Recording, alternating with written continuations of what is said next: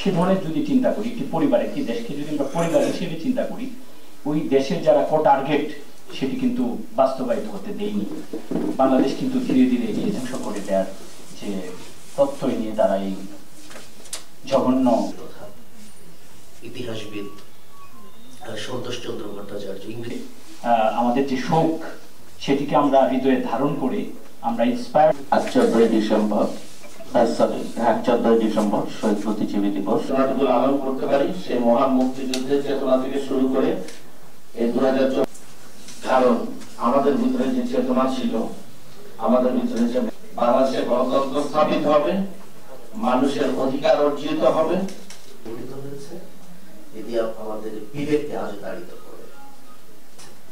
এবং আমরা যেন তাদের ধারাবাহিকতা অনুসরণ করতে না পারি সেটি আলোচনা সভায় শুভেচ্ছা জানাচ্ছি আপনারা আসার জন্য। আমাদের অঙ্গীকার আমি সবাইকে